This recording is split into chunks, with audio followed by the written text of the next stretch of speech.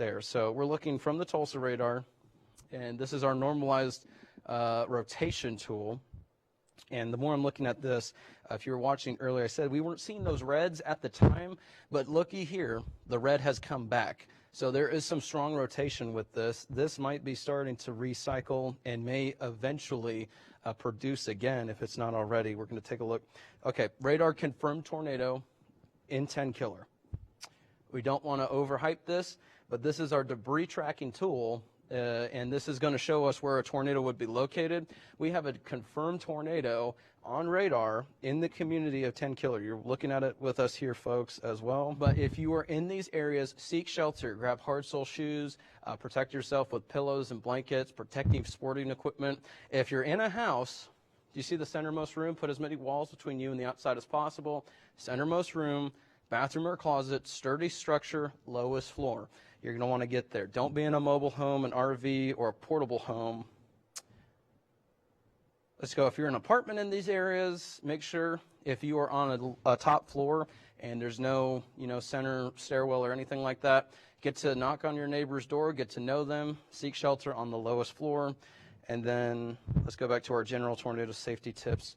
Lowest floor, sturdy building, centermost closet or bathroom, and make sure that you cover yourself with protective sporting equipment, pillows, blankets, stuff like that, and make sure that you ride out this storm. But this is a very dangerous situation.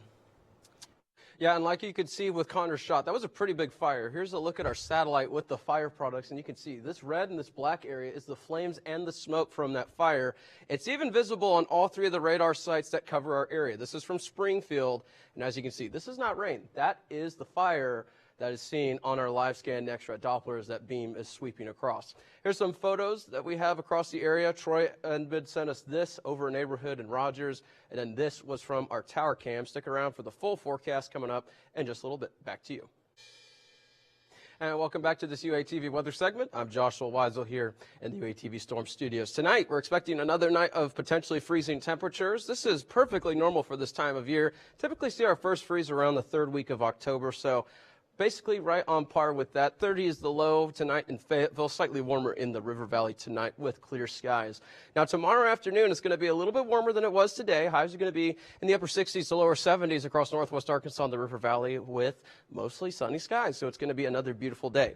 Now we're going to be keeping an eye on this fire danger continuing into this week. And unlike last week, if you've seen the stories the last couple of weeks on UATV, the high fire danger has expanded into pretty much all of Arkansas except for the northeast portion with burn bans for almost all of the counties in Arkansas.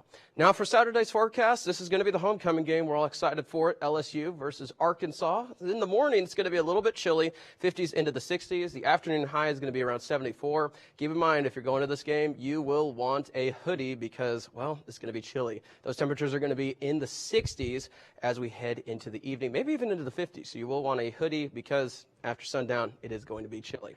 The extended forecast across the area, as you can see, we have above average temperatures. Now, keep in mind, climatologically speaking, this is not going to be 90s or 100s or anything like that when you see these above average temperatures. Our average high is around 70, so when you see this giant red area, that means that we could see some temperatures above that during the next 8 or 6 to 10 days. Now, for the precipitation forecast, it's still to our west, so that's going to be for the next 6 to 10 days, but there is some hope as we head into the later portions of October.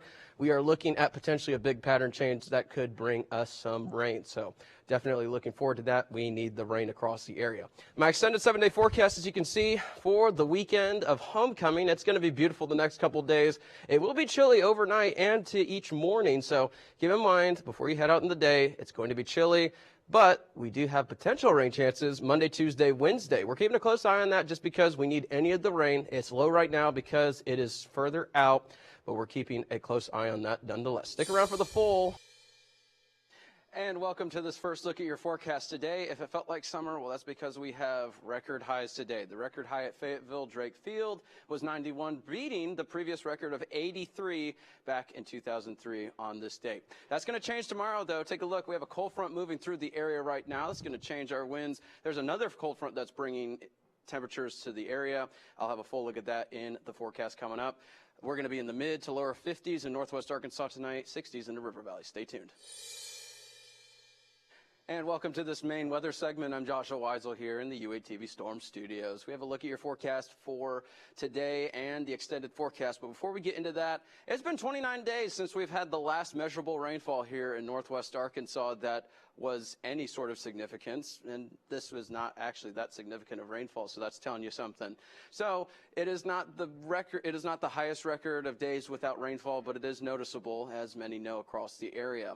So here's a look at tomorrow's forecast, and like the last couple of days, it's going to be warm. It's not going to be as warm as it was today, but we're going to be talking about lower 80s here in northwest Arkansas, upper 80s in the River Valley. But there is a very small chance that we see maybe a stray shower, but I'm not all that confident just because we're not going to see that much rain over the next several days. Here's a look at the fall foliage across the area, and there is a large portion of northwest Arkansas that isn't in peak colors, but there is a small area that's expanding just to the east of Fayetteville that's at peak colors right now across the area. But this could be very well the last great weekend to look at fall colors, just because with the drought and the increased winds, it's going to be rather tough for those leaves to be sticking onto the trees over the next several days. So here's a look at the winds that I'm talking about over the next 48 hours. We have a system coming in tonight. We have a system coming in tomorrow. This is going to bring us a couple of rounds of winds that are going to be 15 to 20 miles an hour. So we're keeping a close eye on that. In addition to that, it could be a dangerous weekend and a dangerous next several days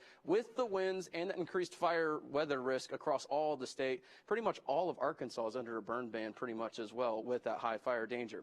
Really, no rainfall either over the next several days. So here's a look at the extended forecast, and there is a big pattern change on the horizon. Take a look at all this energy swinging in from the northwest, and then as we get our way into November 1st, there is going to be a large trough, as we call it, that makes its way into our area. Still watching to see if that means rain and storm potential. Next 6 to 10 days for the temperature outlook, it's going to be above average here in northwest Arkansas.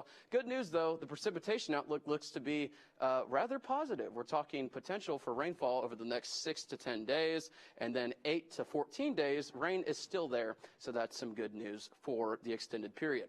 So here's a look. Pattern change is on the way for midweek next week. Fall weather returns by this weekend. Stick around. I have one last look at the forecast at the end of the show.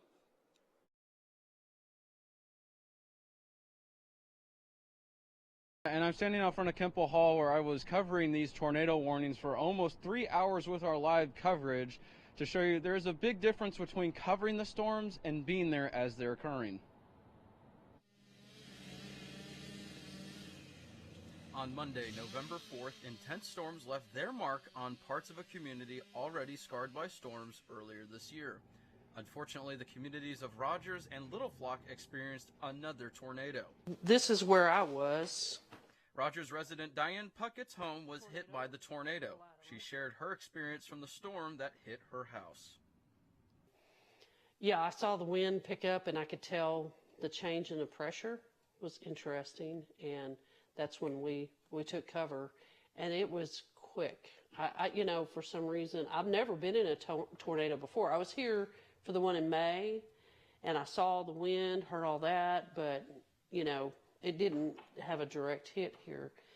And so I went out checking out the outside. Everything was fine, and somebody was banging on our front door to check and see if we were okay.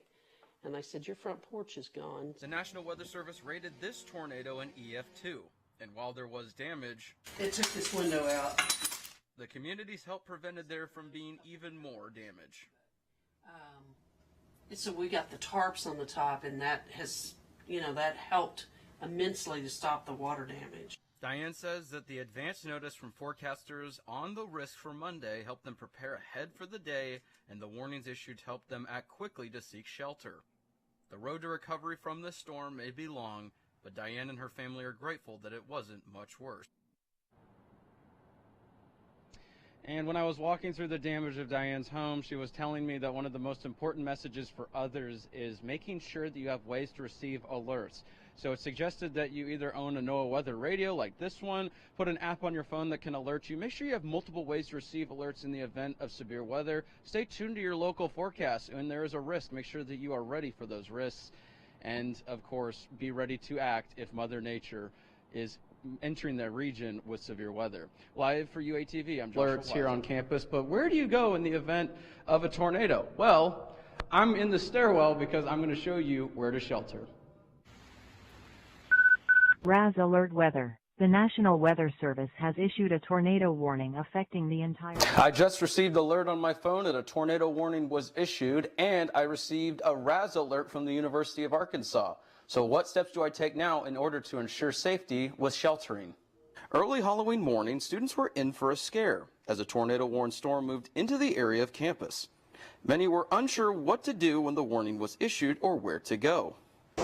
And last night when the tornado warning was issued, me and other residents in my building took shelter down here. This is our basement level stairwell where there's no windows, where flying debris can impact those windows and impact us. So this was the best place to shelter, lowest floor away from windows, and we have many walls between us and the outside. Sheltering on the lowest floor in the centermost room is the safest for apartments and dorm buildings. However, for students in these two-story units, they may wonder where they can go in the event of a warning. If you live in an apartment like this where the units are kind of stacked on top of each other, make sure that when a tornado warning is issued that you head down to the neighbor that is below you if you're on the upper floor. Knock on the door, they'll let you in. Make sure that you head into the centermost room, either a closet or a bathroom, and seek shelter from a tornado. In the class buildings such as Kimpel Hall, some good sheltering options are areas like this center staircase that's in the middle of the building, away from doors and windows on the basement floor. So quick recap for weather safety. When a warning is issued, time is critical. Get to the lowest floor of a sturdy building in the centermost room and put as many walls between you and the outside as possible. Cover yourself with pillows and blankets or hard-sole shoes, and if there is a risk for severe weather, another helpful tip is packing a go bag to be prepared ahead. Hopefully these tips will prepare you for whatever Mother Nature has in store for the future. For more weather safety information, you can visit my website, weather225.com. Head over to the Weather Safety tab and make sure that you're always ready for severe weather when Mother Nature tends to strike the region once again. Reporting live for UATV, I'm Joshua Wisel. Yeah, and if you missed the first viewing opportunity this previous May, around May 10th, and you didn't see the aurora, well, this could be your chance to see another viewing opportunity. Now, what you're looking at right now is pictures from the May 10th aurora borealis that was over northwest Arkansas. And yes, it was that vibrant to the naked eye, wasn't just on camera. Aurora is an extremely rare viewing event for our area, and the reason we're seeing this many chances this year is because we're what's called solar maximum. What you're looking at on the screen with the big yellow circle, that was the active region of sunspots on our sun, and these produce the solar flares, specifically X-class solar flares, which are the largest. Additionally, the coronal mass ejection scan that you can see had flares directed at Earth, and there was an incredible view of the comet. Now, get your cameras ready. Make sure that you're getting your cameras ready on your phone or your camera that you have at home. The viewing line is going to be well south of Arkansas for the potential viewing, and then there is the potential that we could see viewing overhead here in northwest Arkansas. So get out your camera, put it into long exposure, night mode, whatever it is that you need to do, because it is going to be potentially fantastic. We're already seeing photos from North Carolina, Connecticut, Maine, New York, areas that are getting further and further south with the aurora borealis. So make sure that you grab a phone like this or a camera at home and to check it out for yourself. Reporting live for UATV, I am Joshua Wisel.